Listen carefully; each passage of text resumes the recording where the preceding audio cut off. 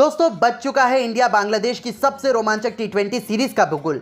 बस थोड़ी ही देर में शुरू होने वाला है सांस रोक देने वाला सबसे बड़ा पहला टी20 मैच। 11 खूंखार शेरों के साथ मैदान में कदम रखने के लिए तैयार हैं कप्तान सूर्य। तो आखिर कब और कहां खेला जाएगा इंडिया बांग्लादेश के बीच पहला टी20 मैच, भारतीय समय अनुसार कितने बजे होगी इस महामुकाबले की शुरुआत, ये सब तो हम आपको दिखाएंगे ही। साथ ही साथ पिच रिपोर्ट, मौसम का हाल और पहले टी20 की सबसे खतरनाक प्लेइंग 11 भी हम आपको दिखाने वाले हैं। लेकिन उससे पहले आपको क्या लगता है कि इंडिया और बांग्लादेश में कौन ये सीरीज अपने नाम कर पाएगा? अपनी कीमती राय हमें नीचे दिए गए कमेंट बॉक्स में जरूर दीजिएगा। दोस्तों टी20 में तो इस समय भारत का दबदबा पूरे विश्व में कायम है। टीम इंडिया विश्व चैंपियन बनी। हालांकि इंडिया का श्रीलंका दौरा थोड़ा खट्टा तो थोड़ा मीठा रहा। जहां टी20 सीरीज में तो टीम इंडिया ने आसानी से 3-0 से श्रीलंका का सूपड़ा साफ कर दिया, लेकिन वनडे सीरीज में श्रीलंका ने भारत का सूपड़ा साफ करते हुए हिसाब बराबर कर दिया।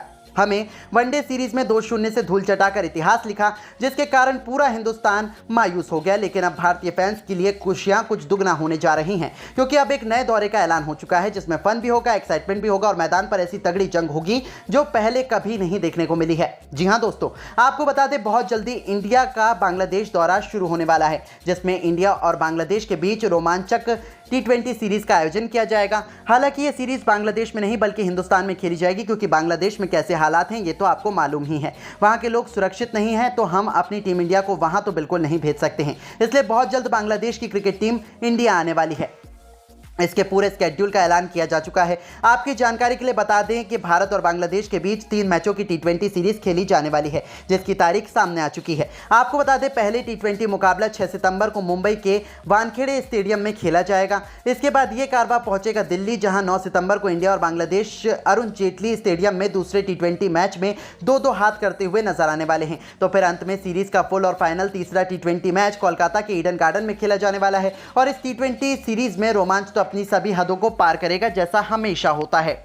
इंडिया और बांग्लादेश के बीच हमेशा कांटे की टक्कर होती है। इस पूरी सीरीज का लाइव प्रसारण डिज्नी प्लस हॉटस्टार के प्लेटफॉर्म पर किया जाएगा, जहां आप बिल्कुल मुफ्त में ये सीरीज देख सकते हैं। वहीं टीवी स्क्रीन पर आपको स्टार स्पोर्ट्स के चैनल का सहारा लेना पड़ेगा। और ये टी20 सीरीज टीम इंडिया किसी भी कीमत पर हारना नहीं चाहेगी। इसी कारण बीसीसीआई भी काफी सीरियस हो चुका है। जैसा कि आप तो सभी जानते ही हैं कि श्रीलंका के खिलाफ जब टी20 सीरीज हुई थी, तब सूर्य कुमार यादव की कप्तानी में टीम इंडिया ने बड़े ही आसानी से श्रीलंका को किसी मच्छर की तरह मसल कर रख दिया था। लेकिन बांग्लादेश के खिलाफ शायद चुनौती उतनी आसान नहीं रहे, क्योंकि भारत की पिचेस अलग बर्ताव करती हैं और बांग्लादेश के पास भी एक से एक धुरंधर खिलाड़ी मौजूद हैं। ऐसे में बीसीसीआई ने सभी पहलुओं को ध्यान में रखते हुए भारत की प्लेइंग 11 में कई बड़े बदलाव किए हैं। कप्तान तो एक बार फिर से सूर्य कुमार यादव ही रहने वाले हैं, लेकिन हार्दिक पांड्या भी भारत की प्लेइंग 11 में रहेंगे। उन्हें आपको उप कप्तान बनाया गया है। इसके साथ ही साथ कई नए चेहरों को भी टी20 सीरीज के लिए इंट्रोड्यूस किया गया है। जी हाँ दोस्तों, तो चलिए अब बीसीसीआई द्वारा तैयार की गई भारत की स्क्वाड भी हम आपको दिखा देते हैं। तो जहां पहले टी20 के लिए ओपनिंग क्रम में हमें यशस्वी जायसवाल के साथ अभिषेक शर्मा की खतरनाक जोड़ी बांग्लादेशी गेंदबाजों की धज्जियां उड़ाते हुए नजर आने वाली है। ये दोनों टी20 में कितने खतरनाक हैं ये तो किसी से छिपा नहीं है। तो नंबर 3 के पायदान पर खुद कप्तान सूर्य कुमार यादव के बल्ले का जादू हमें देखने को मिलने वाला है। चौथे नंबर पर ऋषभ पंत सूर्या का साथ निभाते हुए नजर आने वाले हैं, जिन्होंने पिछले टी20 सीरीज में लाजवाब काम किया था। साथ ही साथ वो विकेट कीपर की भूमिका भी निभाते हुए नजर आएंगे। उनके बाद नंबर 5 की पोजीशन पर शिवम दुबे को अपने बल्ले से जलवा दिखाने का मौका हेड कोच गौतम गंभीर और बीसीसीआई द्वारा दिया गया है। हालांकि वनडे सीरीज में तो उनका प्रदर्शन खराब था, लेकिन टी20 में वो एक बेहद ही अलग बीस्ट बन जाते हैं। छठे पायदान पर हमें नजर आएंगे माइटी रिंकू सिंह, जिनके बल्ले का जादू देखने के लिए हर कोई बेकरार है। तो फिर 7वें और 8वें पायदान पर ऑलराउंड डिपार्टमेंट की जिम्मेदारी अक्षर पटेल और वॉशिंगटन सुंदर के मजबूत कंधों पर रहने वाली है, जिन्होंने श्रीलंका के खिलाफ टी20 और वनडे दोनों सीरीज में लाजवाब प्रदर्शन किया था। 9वें पायदान पर स्पिन डिपार्टमेंट की जिम्मेदारी अपने कंधों पर उठाएंगे रवि बिश्नोई, जो भारत के फ्यूचर सुपरस्टार माने जाते हैं। तो फिर पेस डिपार्टमेंट में 10वें और 11वें नंबर पर मोहम्मद सिराज और अर्शदीप सिंह की जोड़ी बांग्लादेशी बल्लेबाजों के लिए यमराज बनती हुई हमें नजर आने वाली है। तो दोस्तों कैसी लगी बांग्लादेश के खिलाफ पहले टी20 के लिए ये प्लेइंग 11? अब आपको क्या लगता है कि इंडिया और बांग्लादेश में से कौन सी क्रिकेट टीम ये सीरीज अपने नाम कर पाएगी? अपनी कीमती राय हमें नीचे दिए गए कमेंट बॉक्स में जरूर दीजिएगा और ऐसी ही शानदार खबरों के लिए हमारे चैनल को जरूर सब्सक्राइब करें। धन्यवाद।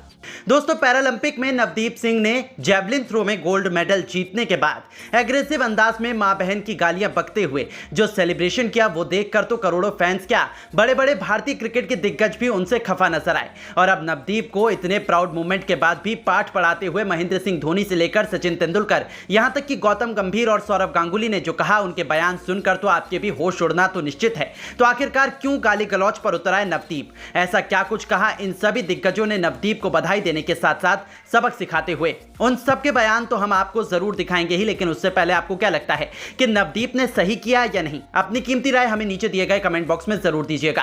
पेरिस ओलंपिक 2024 में भारतीय खिलाड़ियों ने शानदार प्रदर्शन किया। कई खिलाड़ियों ने जान की बाजी लगाते हुए भारत के लिए मेडल भी जीता। शनिवार 7 सितंबर को भारतीय जेवलिन खिलाड़ी नवदीप सिंह की किस्मत चमक उठी।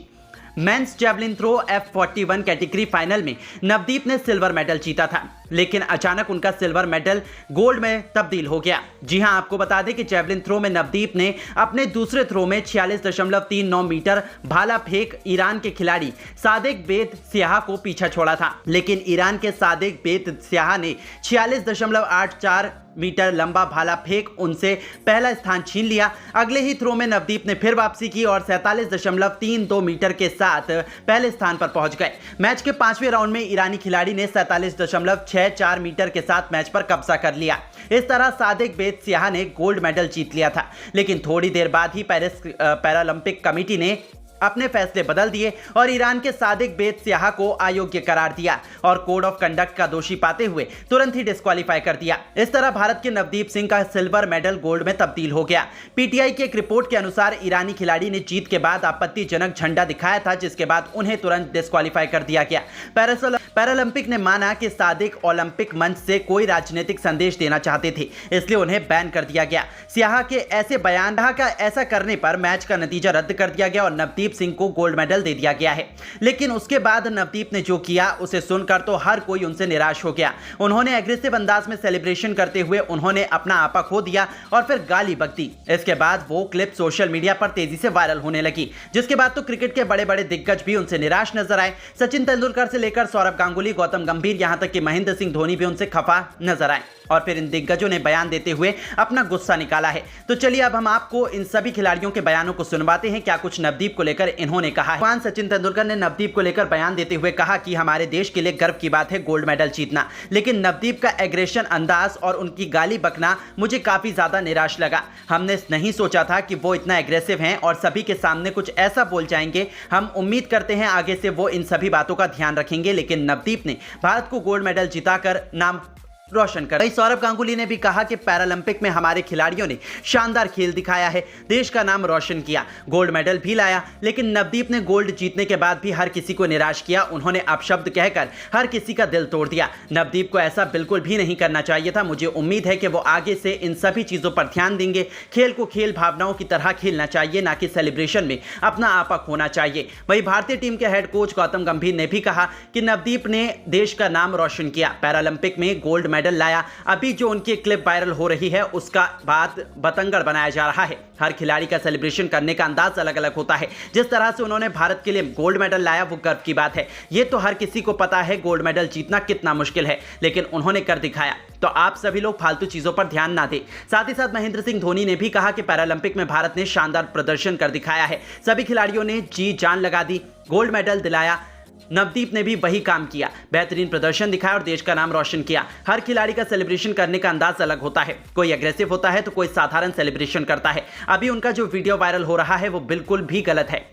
आप सभी लोगों को इन सब चीज़ों पर ध्यान नहीं देना है, वो हमारे देश के लिए गौरव है और हमें उन पर गर्व है। तो दोस्तों देखा आपने कैसे क्रिकेट के बड़े बड़े दिग्गज भी नवदीप के लिए बयान देते हुए नजर आए। लेकिन दोस्तों अब आपको क्या लगता है, नवदीप सिंह ने गोल्ड मेडल जीतने के बाद जो कुछ भी किया वो सही है या गलत? नीचे कमेंट करके अपनी राय जरूर दीजिएगा और ऐसी तमाम खबरों के लिए हमारे चैनल को जरूर सब्सक्राइब करें। धन्यवाद। दोस्तों IPL 2025 में चेन्नई की तरफ से धोनी करेंगे कप्तानी। खुद मालिक S श्रीनिवासन ने किया सबसे बड़ा खुलासा और बयान देते हुए धोनी को लेकर कह दिया कुछ ऐसा जिसे सुनकर तो हर कोई इन दोनों को सलाम करने पर मजबूर हो गया।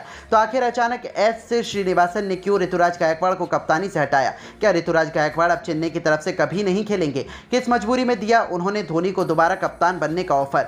ये सब कुछ तो हम आपको इस वीडियो में श्रीनिवासन के बयान में सुनाएंगे, लेकिन उससे पहले आपको क्या लगता है, महेंद्र सिंह धोनी और ऋतुराज गायकवाड़ में से कौन बेहतर खिलाड़ी और कप्तान है? नीचे कमेंट करके जरूर बताइएगा। दोस्तों जहां एक तरफ इंटरनेशनल क्रिकेट से टीम इंडिया ब्रेक पर है, तो वहीं दूसरी तरफ इंडिया के त्योहार आईपीएल 2025 की तैयारियां जोरों शोरों पर चल रही हैं। बहुत जल्दी आईपीएल 2025 का मेगा ऑक्शन आयोजित किया जाने वाला है, लेकिन इस ऑक्शन से पहले टीमें खिलाड़ियों को रिलीज करेंगी, लिहाजा कई खिलाड़ियों की टीमें बदलने के आसार हैं। अब चेन्नई सुपर किंग्स को लेकर एक अहम खबर सामने आई है। जैसा कि आप सभी तो जानते ही हैं कि आईपीएल 2024 में Kolkata night Riders team champion बनी थी और टीम ने सनराइजर्स हैदराबाद को हराकर आईपीएल की तीसरी ट्रॉफी जीतने में सफल रही थी। आईपीएल